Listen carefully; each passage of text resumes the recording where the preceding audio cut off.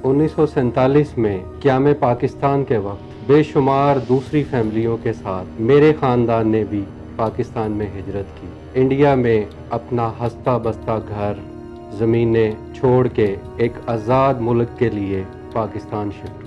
अस्सलाम वालेकुम नाज़रीन, मैं हूं नज़र हुसैन महबूब और आप देख रहे हैं चैलेंज टाइम टीवी। जिंदा दिल कौम में यकीनन अपने त्यौहार बड़े खुश असलूबी और बड़े आला तरीके से मनाती हैं। हमारी आज की सेलिब्रेशन में हमारे साथ मौजूद हैं हाईब्रो लॉ एसोसिएट के चेयरमैन जनाब राना इनामुल्लाह खान। आइए आपसे मिलाते हैं और उनके सेंटिमेंट्स जानते हैं। अस्सलाम वालेकुम जनाब राना साहब। अस्सलाम वालेकुम, बहुत शुक्रिया शाह साहब, योम आज़ादी के मौका पर आपने मुझे इज़हार राय का मौका दिया।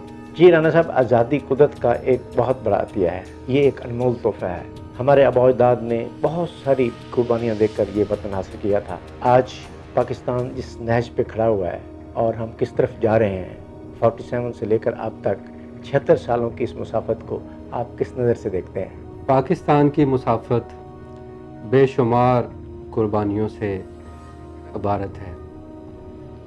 1947 में क़याम पाकिस्तान के वक्त बेशुमार दूसरी फैमिलियों के साथ मेरे ख़ानदान ने भी पाकिस्तान में हिजरत की और इंडिया में अपना हंसता बसता घर, ज़मीनें छोड़ के एक आज़ाद मुल्क के लिए पाकिस्तान शिफ्ट हुए।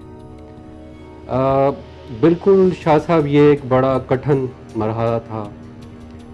मेरे जो वालिद साहब थे वो अपने पेरेंट्स के एक ही बेटे थे और उनकी जो बहनें थीं वो बड़ी थीं।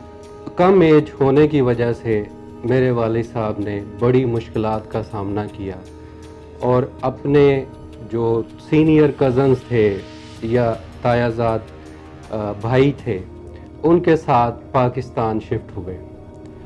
कम एज होने की वजह से और मेरी जो दादी थी वो ज़ाहिर है एक ख़ातून थी, वो प्रॉपर उस तरह से उनको वो मौक़े पाकिस्तान में नहीं मिले अपने ज़मीनों के यूनिट्स लेने के लिए या अपना जो उनका राइट था, जो कुछ वो इंडिया में छोड़ के आए थे, उसको हासिल करने के लिए उनको बड़ी मुश्किलात का सामना करना पड़ा और स्टिल आज तक हमें वो चीज़ें नहीं मिली जो हम इंडिया में योम आज़ादी के वक्त छोड़ के आए। और यूँ शाह साहब ये सिलसिला चलता रहा, आहिस्ता आहिस्ता पाकिस्तान भी ग्रो करता गया, मेरी फैमिली ने भी ग्रो किया। मेरे वालिद साहब पाकिस्तान की एक लीडिंग पर्सनैलिटी बने और उन्होंने दिन रात स्ट्रगल की। इसके बावजूद कि वो अपने वालिदैन के एक ही बेटे थे और सारे मामलात वो अकेले हैंडल करते थे, वो पाकिस्तान की नामवर शख्सियात में उनका शुमार होता था। वो उनका बैकग्राउंड एक पॉलिटिकल लीडर के तौर पे सामने आया। आपके आबा-ओ-अजदाद इंडिया से किस तरह पाकिस्तान मुंतकिल हुए? क़याम पाकिस्तान के बाद जब मेरी फैमिली पाकिस्तान शिफ्ट हुई तो मेरे वालिदैन ने देखा कि उनके पास जो इंडिया से यूनिट आने थे वो प्रॉपरली उनको शिफ्ट नहीं हुए। उसमें मेरे वालिद साहब क्योंकि वो एज में काफ़ी कम थे तो वो प्रॉपरली वो यूनिट्स को ले नहीं सके। यहाँ हमें वो रकबा अलॉट नहीं हुआ जो कि हम इंडिया में छोड़ के आए थे। ये मुश्किलात का सामना किया मेरी फैमिली ने और मेरे वालिद साहब ने, लेकिन क्योंकि आज़ादी एक बहुत बड़ी नेमत है, उसके लिए आपको कुछ खोना तो पड़ता है। इसके बाद सिलसिला चलता गया, मेरी फैमिली ने स्ट्रगल की, मेरे वालिद साहब बड़े हुए और एक पुरअज़म तरीके से अपनी लाइफ को आगे बढ़ाया। जी राना साहब, आप कौम को आज़ादी के इस मौके पर क्या पैगाम देंगे? 14 अगस्त 1947 को जब पाकिस्तान मार्ज़ वजूद में आया और कायद आज़म मोहम्मद अली जिन्ना साहब को इक़्तिदार सौंप दिया गया, तो इसके साथ ही जो कायद आज़म मोहम्मद अली जिन्ना के करीबी साथी थे, जो हर वक्त उनके करीब रहते थे, उनमें कुछ अनासर ऐसे थे जो ये नहीं चाहते थे कि कायदे आज़म इक़्तिदार में आए।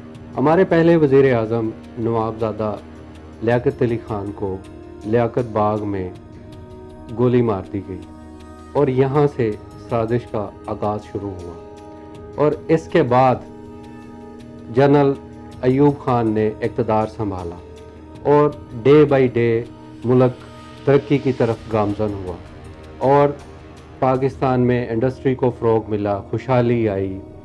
और इसके बाद हमारे नौ मुंतखब वज़ीर आज़म जनाब जुल्फ़िकार अली भुट्टो साहब ने इक़्तिदार संभाला और ये अपनी नौइयत का एक मुनफ़रिद दौर था जब हमारी इंडस्ट्री को नेशनलाइजेशन कर दिया गया।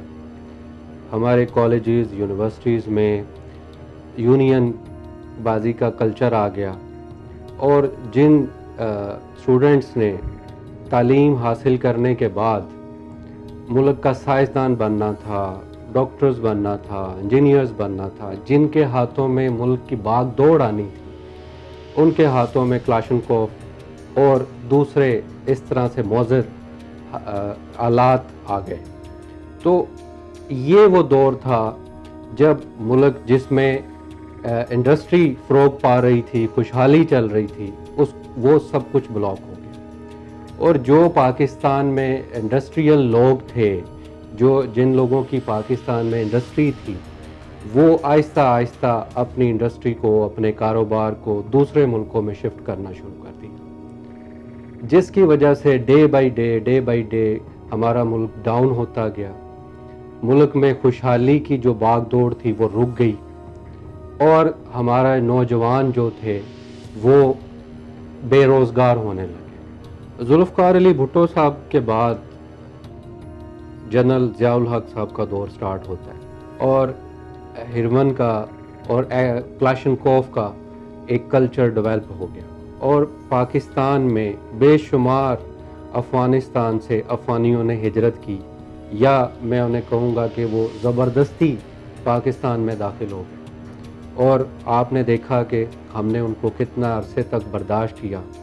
और ये जो कल्चर था क्लाशनकोफ का, हिरमन का, इससे हमारी आने वाली नस्ल तबाह हो गई और आहिस्ता आहिस्ता जो मुल्क के खुशहाली की तरफ जा रहा था, जो सोच के आए थे, या माइग्रेशन के टाइम हमने ये देखा था कि हम अपने मुल्क को दुनिया के टॉप लेवल पे लेके जाएंगे, वो सब रुक गया।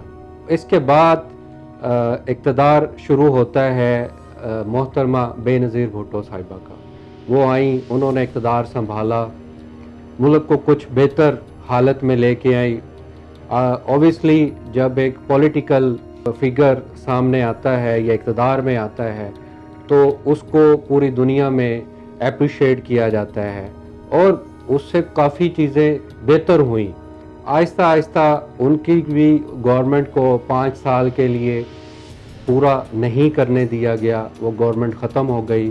फिर जनाब मियाँ नवाज शरीफ साहब आए, उन्होंने काफ़ी बेहतरी लेके आए, मुल्क में एक तरक्की का दौर आया, नई मोटरवेज़ बनी, नई इंडस्ट्री लगी, बिजली के कारखाने लगे, चीज़ें पहले से बहुत बेहतर हुई क्योंकि वो एक कारोबारी फैमिली से बिलोंग करते थे।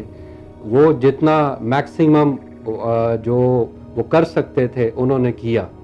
उसके बाद आपको पता है कि उनको भी 5 साल पूरे नहीं करने दिए गए। शाह साहब, इसमें कोई शक नहीं कि पीडीएम ने भी बेशुमार कर्ज़े लिए और इस वक्त पाकिस्तान पे 60,000 अरब के कर्ज़े हैं और इतना कुदरती वसाइल से माला माल मुल्क जिसमें सोना, चांदी, कुदरती गैस, दुनिया की हर मादनियात मौजूद है, लेकिन हम उससे कोई फ़ायदा नहीं उठा पाते। डे बाय डे हमें मुख्तलिफ़ मुल्कों में जाके कर्ज़े लेने पड़ते। काश हमारे पास कोई ऐसी लीडरशिप आती जो अब इन मसाइल का हल ढूंढती, इस पे काम करती।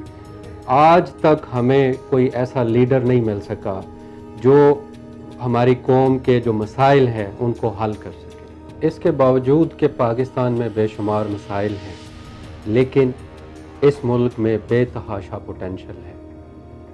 कलमे के नाम पे बनने वाला ये मुल्क डे बाय डे इंशाल्लाह तरक्की करेगा।